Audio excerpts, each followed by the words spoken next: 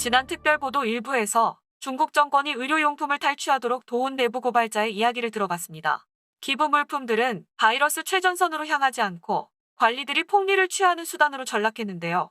이번 시간에는 내부 고발자 장펑융으로부터 중국이 어떻게 고의적으로 세계적인 마스크 부족 현상을 초래했는지 두 번째 이야기를 들어보겠습니다. 지난 1월과 2월 장펑융은 사업 인맥을 이용해 중국 현지 기관에 보내 마스크를 구했습니다. 베트남, 인도네시아, 러시아에서 의료용품을 구매했습니다. 지난 3월 이들 국가는 모두 마스크 부족에 시달렸는데요. 선진국에는 친중 단체들이 많은데 당시 이런 단체들이 마스크를 쓸어 갔습니다. 당시 마스크가 남아있던 국가 중 한 곳이 멕시코였습니다. 하지만 마스크를 중국에 보내기 위해 비행기를 이용해야 했는데 당시 알리바바가 비행 조율을 도왔습니다. 장 씨는 중국에 의료용품을 제공할 국가를 구하기도 했습니다. 말레이시아 정부가 중국을 위해 마스크를 긴급 생산하기로 했습니다. 하지만 한 가지 문제가 있었습니다. 말레이시아가 수술용 마스크와 N95 마스크를 생산하는데 필수 재료인 정전기 필터를 조달할 수 없었기 때문입니다. 정전기 필터는 박테리아와 바이러스를 걸러내는 역할을 하는데요. 정전기 필터가 없는 마스크는 의료 기준에 미달하는 건 물론 천조각과 다를 바 없습니다. 세계 최대 정전기 필터 생산국이자 수출국인 중국. 그 중에서도 후베이성 셴타오시는 전 세계 정전기 필터 4분의 1을 생산합니다. 그런데 이상한 일이 생겼습니다. 지난 2월 3일 셴타오시 당국이 정전기 필터 공장 10곳을 제외한 나머지를 전부 폐쇄한 겁니다. 200개가 넘는 공장이 있었는데요. 당시는 중국의 일선 병원 직원들이 사무용 플라스틱 폴더를 사용하는 것이 목격될 정도로 의료용품이 부족했습니다. 당국은 이후 더 많은 공장을 열었다고 주장했는데요. 하지만 현지 제보에 따르면 공장 대부분은 가동되지 않고 있습니다. 중국 언론은 공장 폐쇄 이후로 노동자들의 감염을 들었습니다.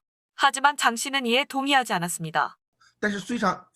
중국이 이들 국가에 정전기 필터 재료를 수출하는 것을 동의하지 않은 게 정말 이상합니다. 다시 말하자면 중국은 마스크가 부족하지 않았다는 겁니다. 그들은 의료진들에게 돌아갔어야 할 기부된 N95 마스크를 원했습니다. 그는 중국 당국이 고의적으로 마스크 부족 현상을 초래했다고 말했습니다.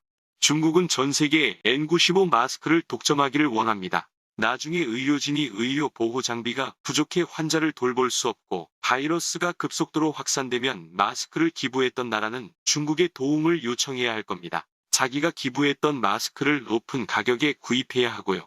중국 정권의 사악한 속임수입니다. 장 씨는 중국이 마스크를 대가로 다른 나라에 정치적인 요청을 할 수 있다고 지적했습니다. 이런 방식으로 중국 정권은 글로벌 영향력을 확대할 수 있습니다.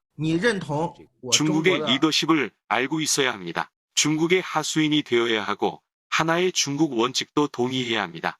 중국의 선전을 받아들이고 화웨이를 네트워크에 도입해야 합니다. 모든 지역 정보를 화웨이 장비에 제공해야 하는데 1대1로 정책과 마찬가지입니다. 중국 공산당은 다른 국가를 통제하기 위해 많은 정치적인 조건을 제시할 겁니다.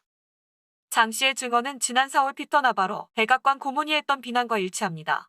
China was basically attempting to corner the market in personal protective equipment, including masks. So they were buying large quantities of masks, gloves, goggles, respirators from the rest of the world at a time when the world was still sleeping with respect to the dangers of the virus. 장 씨는 중국 현지 기관을 대신해 자신에게 물품 구입을 요청한 황종란 씨가 한 이야기도 전했는데요.